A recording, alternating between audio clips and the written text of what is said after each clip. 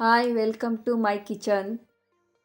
ಯಾವಾಗಲೂ ಮಸಾಲೆ ಸಾಂಬಾರು ತಿಂದು ತಿಂದು ಬೇಜಾರಾಗಿದ್ದಾಗ ಈ ಥರ ಒಂದು ತಿಳಿ ಸಾಂಬಾರು ಮಾಡಿಕೊಂಡ್ರೆ ತುಂಬ ಚೆನ್ನಾಗಿರುತ್ತೆ ಅನ್ನಕ್ಕೆ. ಅದರಲ್ಲೂ ಈ ಥರ ಮಳೆಗಾಲದಲ್ಲಿ ಈ ಥರ ಸಾಂಬಾರು ಮಾಡಿಕೊಂಡ್ರೆ ತುಂಬ ಚೆನ್ನಾಗಿರುತ್ತೆ. ಒಂದು ಸತಿ ಟ್ರೈ ಮಾಡಿ ನೋಡಿ. ಒಂದು ಕುಕ್ಕರ್ಗೆ ತೊಗರಿಬೇಳೆ ತೊಳೆದು ಹಾಕ್ಕೊಳ್ಳೋಣ, ಒಂದು ಲೋಟ ಅಷ್ಟು.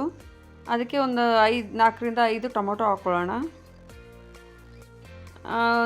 ಒಂದು ಗೆಡ್ಡೆಯಷ್ಟು ಬೆಳ್ಳುಳ್ಳಿ ಹಾಕ್ಕೊಂಡು ಅದು ಬೇಯಲಿಕ್ಕೆ ಎಷ್ಟು ಬೇಕು ಸ್ವಲ್ಪ ನೀರು ಹಾಕ್ಕೊಂಡು ಕುಕ್ಕರ್ನ ಕ್ಲೋಸ್ ಮಾಡಿ ಬೇಯಕ್ಕಿಡೋಣ. ಸೊ 3 ವಿಷಿಲ್ ಮಾಡ್ಕೊಳ್ಳಿ. 3 ವಿಷಿಲ್ ಮಾಡ್ಕೊಂಡ್ರೆ ಸಾಕು. ಬೇಳೆ ಚೆನ್ನಾಗಿ ಬೆಂದೋಗಿದೆ ನೋಡಿ, 3 ವಿಷಿಲ್ ಮಾಡಿಕೊಂಡೆ. ಇದನ್ನು ಈ ಬೇಳೆ ಸೋಸಿಡೋವಂಥ ಪಾತ್ರೆಗೆ ಎಲ್ಲ ಬಸ್ಕೊಂಡು ಒಂದು ಮ್ಯಾಶರಲ್ಲಿ ಇದನ್ನು ಚೆನ್ನಾಗಿ ಮ್ಯಾಶ್ ಮಾಡ್ಕೋಬೇಕು. ಅಂದರೆ ಫುಲ್ಲು ನುಣ್ಣಗೆ ಮಾಡ್ಕೊಳ್ಳೋದು ಬೇಡ. ಮ್ಯಾಶರಲ್ಲಿ ಒಂದು ಸ್ವಲ್ಪ ಹೆಂಗೆ ದಪ್ಪ ದಪ್ಪ ಇರುತ್ತೆ. ಸೊ ಆ ಥರ ಮ್ಯಾಶ್ ಮಾಡಿಕೊಂಡ್ರೆ ಸಾಕು, ಏನು ಜಾಸ್ತಿ ಮಾಡ್ಕೊಳ್ಳೋದೇನು ಬೇಡ. ಸೊ ಇದು ತುಂಬ ಚೆನ್ನಾಗಿರುತ್ತೆ ಅನ್ನಕ್ಕೆ. ತಿಳಿ ಸಾಂಬಾರು ಬಟ್ರ್ ಥರ ಸ್ವಲ್ಪ ಗಟ್ಟಿಗೆ ಮಾಡ್ಕೊಬೋದು, ಇಲ್ಲ ನಮಗೆ ತೆಳ್ಳಗಿರಲಿ ಅಂದರೆ ತೆಳ್ಳಗೂ ಮಾಡ್ಕೊಬೋದು, ನಿಮ್ಮ ಇಷ್ಟ. ಸ್ವಲ್ಪ ಗಟ್ಟಿಯಾಗೂ ಮಾಡ್ಕೊಳ್ಳಿ, ಇಲ್ಲ ಈ ಥರನೂ ನಡೆಯುತ್ತೆ. ಇದು ನೋಡಿ ಎಲ್ಲ ಮ್ಯಾಶ್ ಮಾಡ್ಕೊಂಡಾಯಿತು. ಇಷ್ಟು ಮಾಡಿಕೊಂಡ್ರೆ ಸಾಕು. ಈ ಥರ ಸ್ವಲ್ಪ ದಪ್ಪ ದಪ್ಪ ಇರಲಿ ಬೇಳೆ. ಈ ದಾಲ್ ಮಾಡ್ತೀವಲ್ಲ ಆ ಥರ ಬೇಳೆ ಮ್ಯಾಶ್ ಮಾಡ್ಕೊಳ್ಳಿ ಸಾಕು. ಸೊ ಎಷ್ಟು ಬೇಕೋ ನಮಗೆ ನೀರು ಅಷ್ಟು ಮಾತ್ರ ಹಾಕ್ಕೊಳ್ಳಿ, ಜಾಸ್ತಿ ಹಾಕ್ಕೋಬೇಡಿ. ಏಕೆಂದರೆ ಬೇಳೆ ಎಲ್ಲ ಬೆಂದಿರೋದ್ರಿಂದ ತುಂಬ ಟೈಮ್ ತೊಗೊಳ್ಳಲ್ಲ ಇದಾಗೋಕ್ಕೆ. ಇದು ಸಾಂಬಾರು ಬೇಯಕ್ಕಿಡೋಣ. ಈ ಸಾಂಬಾರು ಪೌಡ್ರ್ ಇರುತ್ತಲ್ಲ ಅದನ್ನು ನಾನು ಒಂದು 3 ಸ್ಪೂನ್ ಹಾಕ್ಕೊತಾ ಇದ್ದೀನಿ. ನಮ್ಮದು ಸ್ವಲ್ಪ ಖಾರ ಕಮ್ಮಿ ಇರೋದ್ರಿಂದ 3 ಸ್ಪೂನ್, ಇಲ್ಲಾಂದರೆ 2 ಸ್ಪೂನ್ ಹಾಕ್ಕೊಳ್ಳಿ. ನಾನು ಒಂದು 8 ಜನಕ್ಕೆ ಆಗೋಷ್ಟು ಸಾಂಬಾರು ಮಾಡ್ತಾಯಿದ್ದೀನಿ.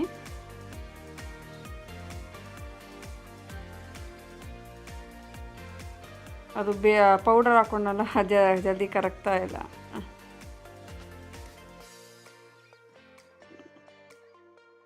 ಈಗ ರುಚಿಗೆ ತಕ್ಕಷ್ಟು ಉಪ್ಪು ಹಾಕ್ಕೊಳ್ಳೋಣ. ಒಂದು ಅರ್ಧ ಸ್ಪೂನು ಅರಿಶಿನ ಹಾಕ್ಕೊತಾ ಇದ್ದೀನಿ. ಇದು ಮನೆಯಲ್ಲೇ ಮಾಡಿರೋ ಅರಿಶಿನ, ಕೊಂಬ್ ಸೊ ಜಾಸ್ತಿ ಅಂಗಡಿದು ಬಳಸಬೇಡಿ. ಈ ರಸಮ್ ಪೌಡರು ನಾನು ಒಂದು 2 ಸ್ಪೂನ್ ಹಾಕ್ಕೊತಾ ಇದ್ದೀನಿ. ನೋಡಿ ನೀವು 1 ಸ್ಪೂನು ಇಲ್ಲ 2 ಸ್ಪೂನ್ ಎಷ್ಟು ಕ್ವಾಂಟಿಟಿ ಅದ್ರ ಮೇಲೆ ಡಿಪೆಂಡ್ ಆಗುತ್ತೆ. ನಾನು 8 ಜನಕ್ಕೆ ಮಾಡ್ತಾ ಇರೋದ್ರಿಂದ ನಾನು 2 ಸ್ಪೂನು ರಸಮ್ ಪೌಡರ್ ಹಾಕ್ಕೊಂಡಿದ್ದೀನಿ.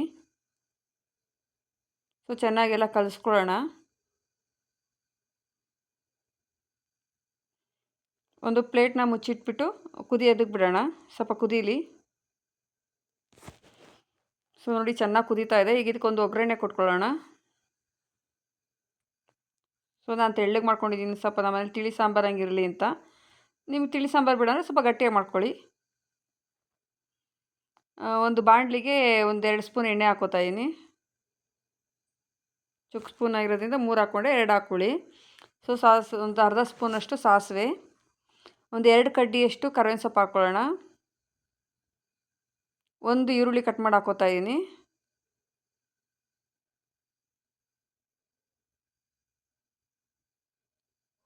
ಸೊ ಎಲ್ಲ ಕೆಂಪಗಾಗಿದೆ ಈರುಳ್ಳಿ. ಈಗ ಸಾಂಬಾರು ಕುದೀತಾ ಇದೆಯಲ್ಲ ಅದಕ್ಕೆ ಇದನ್ನೆಲ್ಲ ಹಾಕ್ಕೊಳ್ಳೋಣ ಒಗ್ಗರಣೆನ. ಸೊ ಕಲರ್ ನೋಡಿ ಫ್ರೆಂಡ್ಸ್ ಎಷ್ಟು ಚೆನ್ನಾಗಿ ಬಂದಿದೆ.